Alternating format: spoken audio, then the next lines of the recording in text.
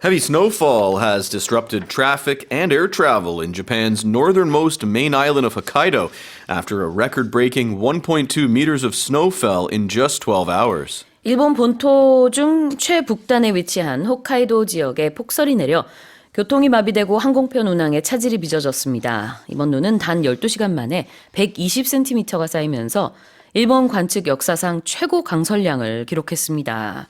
That's a lot of snow. That is a lot of snow, record-breaking. So this means they've never seen this amount. 1.2 meters of snow fell in just 12 hours in the city of Obihiro, which I'm not too familiar. I know Hokkaido, not so familiar with Obihiro, but wow, what an amount of snow. Around 370 schools were closed because of the result, which I remember those days. Those were back in Canada. You those enjoyed were fun. those days. Snow day. Snow day. You had to listen to the radio, Yeah. and then they would announce which schools were closed. And when I heard schools in York region are closed, snow day. Isn't it was funny the best. how children and adults view these things differently? For Oh, I adults, know. it's, oh no, there's so much snow. How am I going to get around? For kids, it's like, yay. Yeah, and also the parents are like, I still got to go to work and all these kids are at home, right? So that was the other problem too, right? Exactly. But we're talking about a lot of snow. Right, Yeah, and they're yeah. saying that this low pressure will continue and will continue to bring blizzards to parts of northern Japan for the remainder of the week. This has disrupted traffic. Sure, and air travel. air travel, yeah. And, so when you disrupt something, it means that some event or activity, a process, whatever it is, a class, a radio show, whatever it is interrupted because there's some disturbance or some problem. So things don't flow normally. Disrupt라는 게 방해하다라는 뜻이 있습니다. 그래서 heavy snowfall has disrupted traffic and air travel. 교통에 지장을 줬다 이런 뜻이 되겠죠. And northernmost means what? The point or place that is the farthest north. So, and you can change this. You can do southernmost Yep. as well. So I know you're really familiar with Korea's southernmost island of Jeju. Right. And of course, the easternmost island, Sure. we have Dokdo. Exactly. And Ulleungdo, of course. And you can even talk about yeah. the northernmost, easternmost, westernmost province. You can even do that as well. Yeah, 그래요. Northernmost is one word, and it means the point that is the most North. north. The most north. It's at the northern Yeah, point, I guess. that's right. 가장 북쪽에 있는이라는 뜻입니다. 자, 그러면은 제가 다시 한번 읽어볼게요. Heavy snowfall has disrupted traffic and air travel in Japan's northernmost main island of Hokkaido after a record-breaking 1.2 meters of snow fell in just 12 hours. Let's move on to the next headline. Leonardo da Vinci's Mona Lisa is set to receive a dedicated room at the Louvre as part of a major renovation and expansion of the Paris landmark, a project expected to take up to 10 years. 레오나르도 다빈치의 모나리자가 앞으로 파리 루브르 박물관 내 전용 전시실에 설치될 예정입니다. 이는 박물관의 대대적인 보수 및 확장 공사의 일환으로 공사는 향후 최대 10년이 걸릴 것으로 예상되고 있습니다. Tell us more. Well, French President Emmanuel Macron made this announcement on Tuesday. This renovation project is called, or has been branded as the Louvre New Renaissance. So that it'll include a new entrance near the River Seine, and also the creation of these underground rooms. And as it mentions in the headline, it's not expected to be open until 2031. Okay. Now, Macron did not disclose the cost of this, but estimates have it running into upwards of 800 million euros, actually. They need to modernize this museum. A lot of people talk about it being very overcrowded and outdated, and it is the world's most visited museum. I've never been. Maybe you can speak on that. Yeah. Does it feel outdated?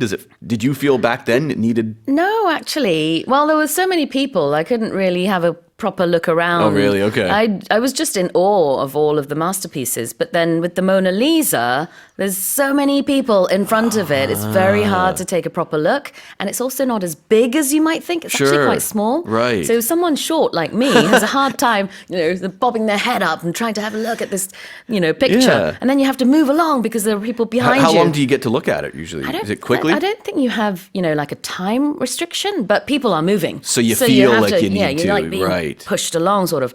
But Macron, when he made this announcement, he was in front of the Mona Lisa and there's no one else there. So I got a better look at the Mona Lisa through this press conference in Korea, watching it on the internet, Right.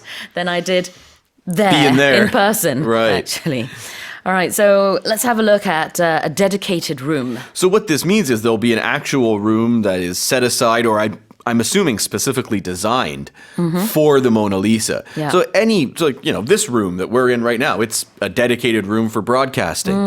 Yeah, in many hotels, they'll have dedicated rooms for business meetings. It'll be equipped with all the technology. There'll be TVs, and you can hook up your computers to it. Sure.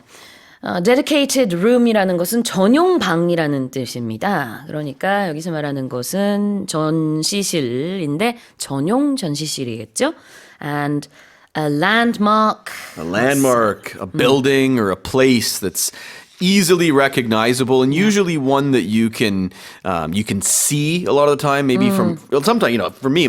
One I always think of is Namsan Tower. Yeah. Because you can see it from almost anywhere in Seoul. That's right. You kind of know where you are. But other times, landmarks, you could say, meet me by, let's meet at the CN Tower. I'm going to use a Toronto example. Something like that. Something where people know where it is. Or if you can see it, you can judge where you are. 주요 지형지물을 우리가 랜드마크라고 하죠. 그래서 이제 파리 하면은 이 피라미드 모양의 루브르 박물관이 아주 대표적인 그런 랜드마크라고 할 수 있을 텐데 그 보수공사로 인해서 루브르 박물관 내에 있는 모나리자가 전용 전시실에 옮겨지게 됩니다. Alright, here's the headline again. Leonardo da Vinci's Mona Lisa is set to receive a dedicated room at the Louvre as part of a major renovation and expansion of the Paris landmark, a project expected to take up to 10 years. Now let's move on to our final headline. An egg shortage in the U.S. caused by the worst bird flu outbreak in a decade has prompted a 24/7 restaurant chain to introduce a 50-cent per egg surcharge to manage rising costs. 미국에서 10년 만에 최악의 조류 인플루엔자 확산 사태로 인해 달걀 부족 현상이 일어나자 미국의 한 24시간 영업 식당 체인이 비용 상승에 대응하기 위해 앞으로 달걀 한 개당 50센트의 추가 요금을 받겠다고 발표했습니다.